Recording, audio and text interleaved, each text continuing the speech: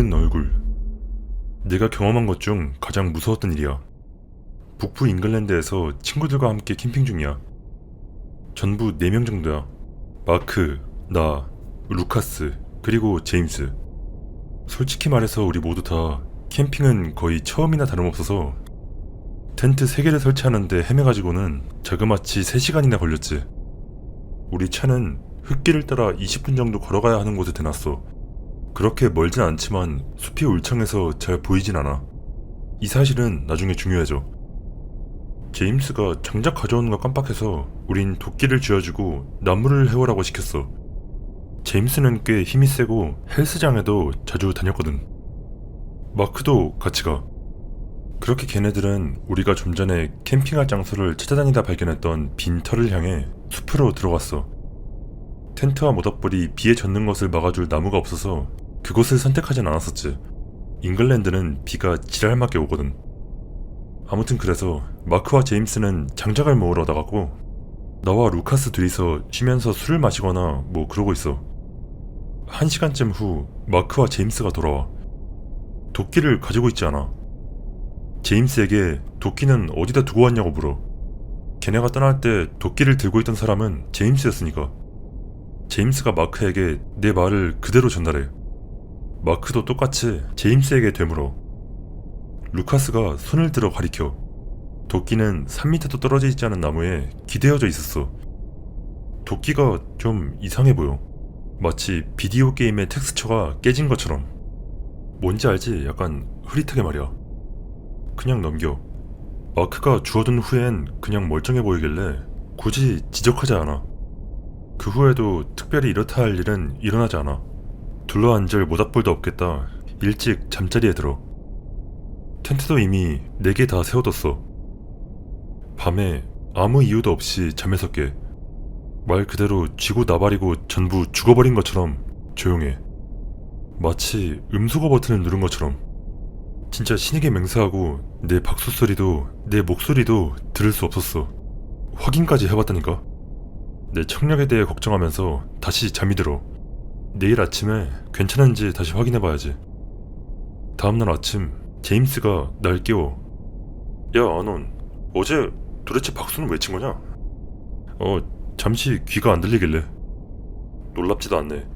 우린 모닥불에 둘러앉아 4시까지 깨어있었는데 네가 막 비명을 지르면서 웃어짓기더라니까. 어젯밤에 불 안 피우지 않았냐? 피웠잖아. 텐트 한가운데에 모닥불에 잔해가 있어. 꽤 따뜻해. 최근에 꺼진 듯이. 이쯤에서 난 상당히 무서워져. 이 상황을 이성적으로 설명할 수가 없어. 아, 피곤해서 그랬구나 하고 넘길 수 있을 리가. 그래서 그냥 앉아서 이 모든 걸 이해하려고 노력해. 마크, 제임스, 루카스가 모두 이야기하고 있어. 애들이 내가 멀뚱히 앉아있는 걸 알아차렸어. 마크가 무슨 일이냐고 물어와. 야, 우리 어제 불 안 피우지 않았냐? 모닥불 꺼섰지 않냐고. 그랬지. 제임스가 끼어들어. 아니, 불 피웠어. 니들 어젯밤에 나랑 그 옆에 앉아있었잖아. 루카스도 끼어들어. 아니, 뭔 소리 하는 거야. 우린 안 그랬는데? 제임스를 뺀 우리 셋 다 불을 피운 걸 기억하지 못했고 제임스는 불을 피웠었다고 계속 우겨. 제임스가 약간 화가 나서 자기 텐트로 들어가 버려. 나, 마크, 루카스는 그를 쉬게 놔두고 전에 봤던 그 빈터로 향해. 루카스가 주머니 칼을 가지러 차로 돌아가. 루카스는 조각 같은 걸 하고 싶어 했어. 걔는 막대기를 날카롭게 깎거나 하는 걸 좋아했거든. 나랑 마크는 루카스가 길을 따라 내려가는 것을 지켜봐. 나무들이 그의 몸을 가려서 잠시 후에야 루카스의 머리만 볼 수 있었어. 낮은 나뭇가지 아래로 들어가더니 다시 올라오지 않아. 루카스가 머리를 부딪히거나 하지 않으려 몸을 숙이고 가는 거라 생각하고 우린 그냥 빈터로 향해. 근데 우리가 거기 도착하니까 루카스 그 자식이 거기에 있어. 빈터에서 그놈은 10분 거리였고 우린 3분 거리였어. 야, 어떻게 이렇게 빨리 왔냐? 너희들이랑 캠프에서부터 같이 걸어왔잖아. 우리 둘 다 방금 네가 차 쪽으로 가는 걸 봤는데? 아닐걸? 마크가 속삭이듯이 말해. 아논, 쟤는 루카스가 아니야. 저기 봐봐. 마크는 고갯짓으로 차가 있는 방향을 가리켜. 루카스가 차 옆에 있어. 차 안으로 머리를 들이민 채. 아마 주머니 칼을 찾고 있는 거겠지. 우리 옆에 서 있는 그것도 루카스를 봐. 그것이 머리를 뒤로 젖히더니 아가리를 열어. 도그 휘슬을 사람도 들을 수 있게 만든 것 같은 높은 소리를 내. 소리가 너무 커서 주저앉아. 눈앞이 새하얗게 변해. 소리가 멈추지 않아. 캠프에서 깨어나. 마크, 루카스, 제임스가 모두 그곳에 있어. 불가에 둘러앉아 있어. 마크가 괜찮냐고 물어. 방금 그거 도대체 뭐였냐? 뭐가 뭐야? 우릴 기절시킨 그거. 야, 너랑 나랑 그 빈터로 나갔을 때 네가 기절해가지고 내가 널 데려온 거야. 이쯤 되자 난 공포에 질려. 눈물이 나올 것 같아. 이 일은 내 머리를 복잡하게 만들었고 난 약간 겁쟁이였거든. 텐트에 들어가서 잠을 자. 적어도 자려고 시도는 해. 잠시 동안 그곳에 누워서 다시 한번 이 상황을 받아들이려고 노력해. 몇 분처럼 느껴지는 몇 시간이 지난 후 다시 한번 모든 소리가 멈춰. 심지어 밖에서 마크, 제임스, 루카스가 이야기하는 소리마저도. 난 텐트 밖으로 머리를 내밀어. 친구들이 마치 말하고 웃는 것처럼 움직이는 게 보여. 머리를 다시 집어넣어. 그 빈터에 있던 것과 같은 높은 소리가 들리지만 그때만큼 크지는 않아. 이번엔 날 쓰러지게 만들지 않아. 이쯤 되니 난 겁을 먹을 대로 집어먹어 거의 배가 부를 지경이야. 이 모든 게 지나갈 때까지 누워서 기다려. 소리가 마치 걸어서 멀어지는 것처럼 서서히 사라져. 청력이 돌아와. 텐트를 급하게 여는 것 같은 소리. 제임스가 내 텐트를 거의 잡아뜯듯이 열고 있어. 야, 아논, 일어나 임마. 우린 여기서 나갈 거야. 일어나지만 살짝 힘이 안 들어가. 이 모든 것에 압도된 채 이성적으로 생각하려고 애써. 마크와 루카스가 차로 전력 질주하고 있어. 제임스는 내 팔을 잡고 우리는 수풀을 헤치며 최대한 빠르게 차로 달려가. 아, 제임스, 도대체 무슨 일인데 그래? 입 닥쳐, 아논. 놈이 들라. 눈물이 나올 것 같아. 말했듯이 난 겁쟁이니까. 수풀을 헤친 지 17분 후 차에 도착하게 돼. 마크와 루카스는 이미 차에 타고 있었고 시동도 걸려 있어. 타라고 손짓해. 난 제임스와 같이 뒷좌석에 앉고 마크가 운전하고 루카스는 조수석에 앉아 있어. 마크는 고속도로로 이어지는 이 흙으로 만들어진 유사 도로를 미친 듯이 질주해. 캠프장에서 10분 정도 거리를 갔을 때 혹여나 미행당하진 않나 하는 내 편집증에 뒷차창을 돌아봐. 그곳에 있는 건 우리 4명이 한데 합쳐진 것 같이 생긴 무언가였어. 그것의 얼굴은 우리들의 얼굴로 만들어져 있어. 우리 4명의 얼굴이 한데 누가 엉겨붙은 것처럼 생겼어. 시야가 하얗게 변해. 마치 성광탄이라도 맞은 것처럼. 그게 뭐였든 간에 그 상태를 보여주고 싶진 않았던 거겠지. 높은 소리, 고통스러워, 엄청난 두통이 와. 아무튼 마크는 미친놈처럼 차를 몰아 현장에서 멀어지고 우린 고속도로에 도착해. 이따금씩 내 시야가 흐려져. 우리를 따라오는 것 같아. 그 높은 소리는 멈추지 않았어. 그냥 더 이상 고통스러울 정도로 시끄럽지는 않았을 뿐이야. 집에 오는 내내 그 소리를 들어. 마크는 속도를 줄이지 않았어. 고속도로는 텅 비어있어서 그냥 냅다 달리고 있어. 그리고 맹세하는데 난 고속도로 옆 숲의 경계선에서 그것이 차를 따라오는 걸 봤어. 차를 마주한 채 바닥을 미끄러지듯 움직이는데 마치 비디오 게임 캐릭터의 걷는 애니메이션이 고장나서 작동하지 않는 것처럼 보여. 그걸 볼 때마다 높은 소리가 점점 커지고 2초 정도 보다 시선을 돌리면 시야가 하얗게 변해. 결국 집까지 3마일 남았을 때가 되어서야 그것이 더 이상 보이지 않게 돼. 2번 다시는 돌아가지 않을 거야. 절대로. 그 후 제임스랑 말도 안 해. 연락이 끊겼어. 마크는 말을 많이 안 하고 한다 해도 말을 더듬어. 루카스는 꽤 차분해. 아직도 이 일 때문에 겁나 무서워. 대략 한 2년쯤 전 일이었는데도. 난 이제 더 이상 밖에 잘 나가지 않아.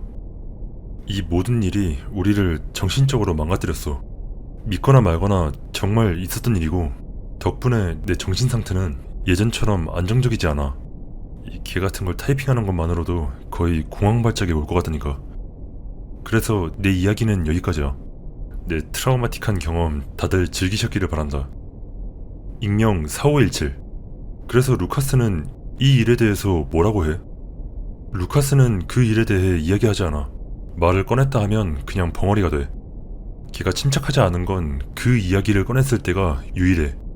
아마 모든 걸 억누르고 잊으려고 한다든가 뭐 그런 거겠지. 익명 4519. 숲에서 기절했을 때 실제로 무슨 일이 일어났는지에 대해서 루카스가 뭐라고 한 적 있어? 잘 모르겠어. 개같이 무서웠긴 하지만 난 네가 봤던 게 진짜였다고 생각하고 싶어. 적어도 그럼 난 미친 게 아닌 게 되니까. 아논이 마지막 답변을 적고 수십 분 후. 아까 캠핑글 올린 놈이야. 방금 제임스랑 통화하고 오는 길이야. 걔가 드디어 그날 집으로 가던 때의 이야기를 해줬는데 내가 기억하고 있는 거랑은 또 엄청나게 달랐어. 제임스의 이야기는 다음과 같아. 캠프에서 내 청력이 나갔을 때의 밤, 네가 고개를 빼서 모닥불 옆에 친구들을 보고 다시 머리를 집어넣었던 그때 언저리. 1시간이 지나가. 친구들이 내가 숲에서 봤던 그것을 봐. 어마무시한 속도로 여우들을 향해 미끄러져 가고 있어. 여우를 붙잡고 가슴팍을 찢어 발기더니 그 자리에서 뼈와 모든 것을 먹어치워. 친구들은 침묵해. 그것은 친구들을 발견하곤 숲 속으로 미끄러져 들어가. 이때 제임스는 미친 듯이 떨고 있어. 2분 후 친구들은 그것을 다시 발견해. 이쪽을 쳐다보면서 몸을 미친 듯이 움찔거려. 그리고 제임스는 나에게 그때 낮게 꾸르륵거리는 소리를 들었다고 맹세했어. 마치 목구멍에 타르 같은 걸쭉한 액체가 가득 차기라도 한 것처럼. 그것은 어떤 이유에서인지 내가 듣지 못했던 큰 비명을 지르고 나서 다시 미끄러져 나가. 제임스는 내 텐트를 찢어져라 열곤 나를 붙잡아. 그러곤 나를 차로 데려가고 내내 나는 기절해 있었다고 해.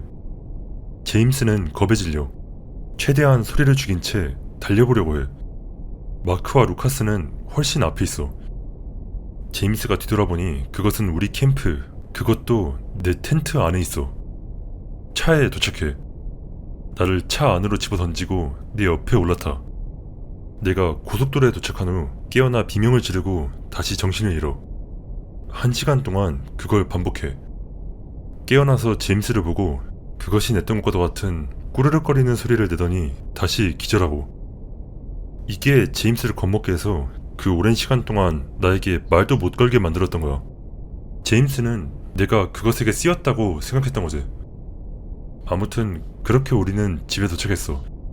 마크가 제임스를 집에 내려줬고 그 길로 제임스는 그대로 집에 처박혔던 거야. 가족과 친구들에게 돈을 주고 음식을 사와달라고 부탁하면서. 집에서 나가길 거부하며 한동안 정신과 치료를 받았어. 그리고 이후 한참 지나서 내가 전화했고 그렇게 지금이 된 거지. 마크와 루카스에게 연락해서 걔네 이야기도 들을 수 있는지 한번 봐야겠다. 익명 4796. 그 괴물은 어떻게 생겼어? 이름은 지었어? 이름? 아니, 지금 생각해볼게. 생긴 건 우리의 내 얼굴을 녹여서 하나로 합쳐놓은 것 같았고 약간 찢어진 진빨강 체크무늬 남방과 검은색 바지를 입고 있었어. 그 바지는 마크가 입고 있었고 그 남방은 내가 입고 있었어. 익명 4824. 멜트페이스나 쿼드페이스 이런 거 어때? 익명 4828. 그냥 아예 이름을 짓지 않는 게 좋을지도 몰라. 누가 듣고 있을지 모르니까 말이야.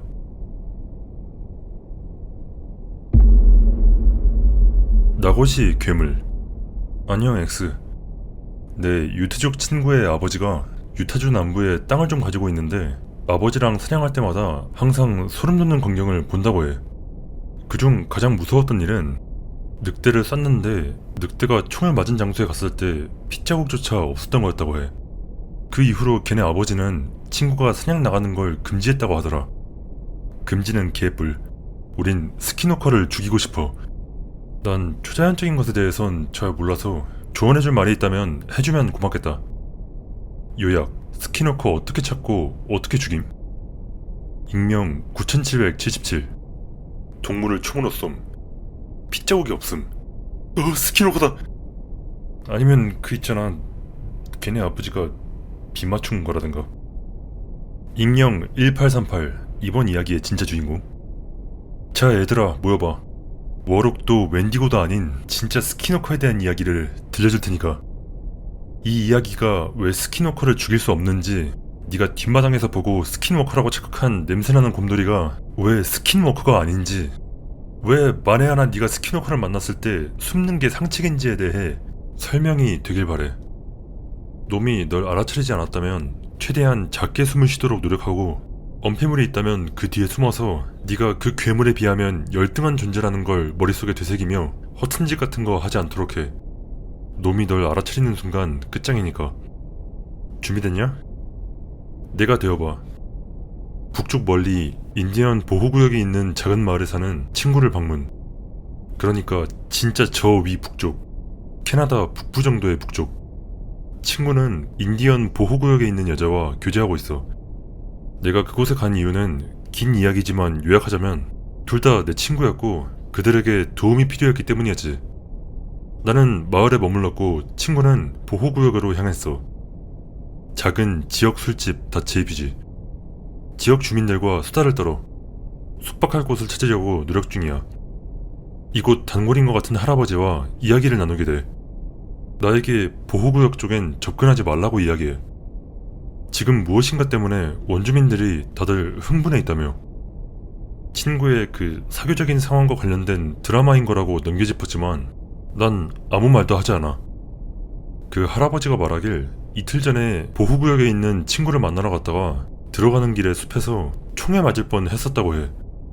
그의 친구는 이유를 설명해주지 않은 채 그냥 잠시 떨어져 있으라고 했다고 해. 마을에서 너무 먼 숲 쪽으로는 들어가지 말라는 말도 덧붙이면서. 자연스럽게 이 이야기는 내 친구에 대해 걱정되게 만들었고 난 친구에게 전화해. 그나저나 폴더폰 쓰던 시절이었어. 친구가 그쪽에 있는 사람들도 다들 수상하게 행동하고 있다고 설명해. 친구는 여자친구 부모님한테 여자친구를 그곳에서 데리고 나가게 허락을 받으려고 그곳에 갔던 거였고, 여자친구 부모님은 말이 통하는 사람이었지만 아직은 허락해주지 않았다고 해. 뭔가 일이 벌어지고 있어. 매일 밤 이어지는 추장과 장로들의 회의. 가능한 한 모두가 실내에 머무르는 중. 모두가 설명하기를 거부하거나 화제를 돌린다고 해. 친구는 이게 뭔가 문화적인 문제라고 생각해. 자기는 백인이니까. 그나저나 친구는 꽤 괜찮은 놈이야. 사회 정의, 특히 문화적 도용 같은 거에 민감하게 굴긴 하지만 그게 사실 지금 여자친구를 얻는데 도움이 됐으니까 뭐. 친구는 잠시 동안 얌전히 있기로 정해. 그래서 다시 내 시점으로 돌리자면 누군가의 지하실에 묵기로 해. 지하실의 주인에게 보답하기 위해 마을에서 잡일거리를 알아봐. 술집에서 만났던 그 할아버지가 산길을 정비하는 걸 도와달라고 해. 할아버지는 마을 밖 보호구역 반대 방향에 살고 있었어. 그 후 일주일 정도 술집에서 그 할아버지와 술 마시는데 많은 시간을 보내게 돼. 사람들과 안면도 트고 뭐 그런 식으로. 내가 이곳에 온 지 일주일 하고도 반쯤 되었을 때 핸드폰 벨소리. 친구야. 보호구역에서 뭔가 일이 벌어지고 있어. 친구는 모든 것을 설명해주지 않은 채 전화를 끊어. 경찰 사이렌 소리가 들려. 다음날 술집에서 모든 이야기를 듣게 돼. 보호구역 장로 중 한 명이 죽은 채로 발견돼. 완전히 갈갈이 찢긴 상태로. 공식 발표는 곰. 마을과 술집에 나도는 소문은 알코올 중독사, 족장이 마체테로 은폐한 것.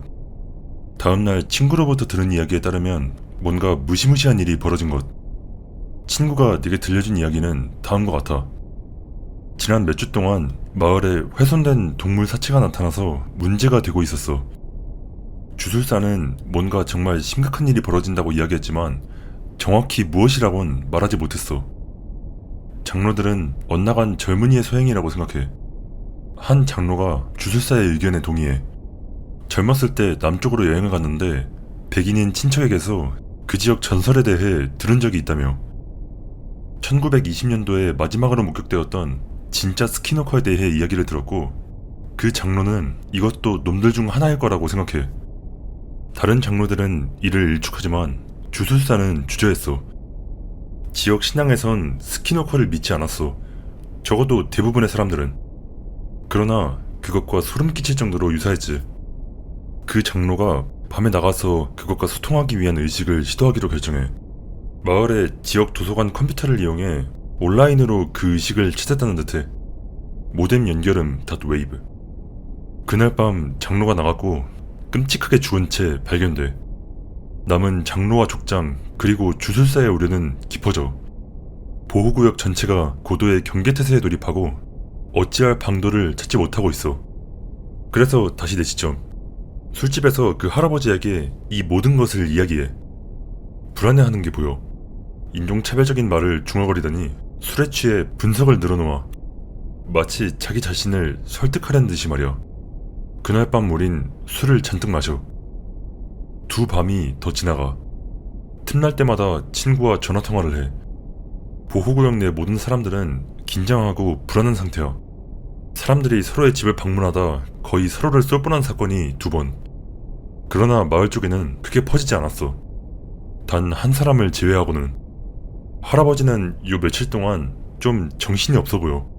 전기톱으로 자기 다리를 거의 자를 뻔하지 않나. 무슨 일인지 물어봤지만 할아버지는 내 질문을 피했어. 다음날 또 다른 시체가 발견돼. 이번엔 마을에 더 가까웠어. 경찰의 공식 발표. 퓨마인가? 몰라요. 술집에 나도는 소문. 인디언 보호구역에 연쇄살인마가 있다. 친구가 해준 말. 그 사람은 전에 죽은 사람이 있던 곳 근처에서 나무를 하고 있었어. 알고 보니 죽은 사람들의 집들은 보호구역 가장자리 근처에 뭉쳐 있었다는 거야. 집 근처에서 다량의 혈흔이 발견되었고 아마도 살해된 후 시신은 발견된 장소까지 옮겨졌던 것이었을 거야. 무서워지기 시작해. 여기서 도망치고 싶은 생각도 살짝 들었지만 난 친구와 그의 여자친구를 위해 온 거니까. 친구 여자친구의 부모님도 딸이 거기서 나가는 걸 지지하는 쪽으로 기울고 있었지만 일단 지금 당장은 가까이 붙어있길 원했어. 그래서 나도 당분간은 이 두려움과 맞서야 해. 그 할아버지에게 부탁해서 할아버지 친구한테 총을 빌려. 낡은 소총, 이시카인가 그랬어. 총은 잘 몰라. 좀 낡긴 했어도 작동은 해. 친구에게 필요할 때 언제든 불러달라고 말했고 반면 할아버지는 점점 더 불안해해. 뭔가 말하고 싶은 게 있는 것 같아 보이지만 자존심이 허락하지 않는 듯. 다음날 밤 술집. 할아버지가 술집에 없어. 그의 친구 중 한 명과 이야기해. 사람들과 슬슬 익숙해지기 시작할 때였지. 할아버지는 보호구역 안에 있는 자신의 친구를 걱정하고 있다는 말을 들어. 그 친구가 살해된 2사람의 근처에 살고 있고 범인이 다음에는 그를 해야 할까봐 걱정하고 있는 거라며. 일찍 집에 갔다가 내가 존재하는지도 몰랐던 다락방에서 할아버지가 내려오고 있는 걸 발견해. 수상한데? 무슨 일이냐고 물어보며 솔직하게 말해달라고 해. 내 마음으로부터 우러나오는 진심으로 도움을 제안해. 친구의 여자친구를 돕기 위해 이 북쪽 멀리까지 나와 있는 걸 보면 알겠지만 난 오지랖이 넓은 사람이라. 할아버지는 나에게 걱정은 하고 있지만 할 수 있는 게 없다 보니 신경 쓰지 말라고 말해. 그날 밤은 깊게 자지 않아. 자기 전에 친구에게 전화를 했어. 친구는 나에게 보호구역 전체가 이상하게 적대적이 되어가고 있다고 말해. 모두가 알아차리지만 어쩔 도리가 없다면서. 보통은 아주 친절하고 평화로운 사람들이라고 해. 자연과 조화롭게 사는 뭐 그런. 하지만 불안감이 사람들을 조금씩 갉아먹고 있어. 뭔가 잘못되고 있는 거야. 친구의 말은 나까지 불안하게 만들어. 침대 옆에 총을 두고 자. 당연히 안전장치는 걸어두고.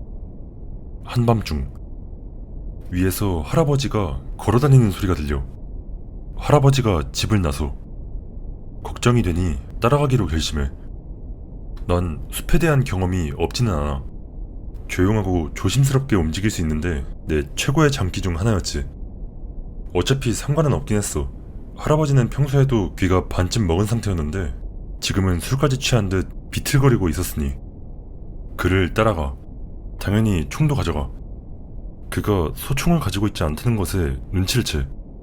할아버지가 날 보거나 들을 가능성을 낮추기 위해 그리고 나쁜 예감도 들기 시작해서 난 멀찌감치 거리를 둬. 마을 바깥쪽으로 돌아 보호구역으로 향하는 중. 내가 총을 들고 사람의 뒤를 밟고 있는 걸 경찰이 보진 않을까 걱정되지만 솔직히 이 상황에서 총 없이 다니기보단 잡혀서 추궁당하는 게 낫지. 걸어가기엔 꽤 먼 길이야. 아마 1시간 반 정도 걸리겠지. 한 50분 정도 걸었을 때 할아버지가 멈춰. 셔츠에서 무언가를 2가지 꺼냈지만 둘 다 뭔지 보이진 않아.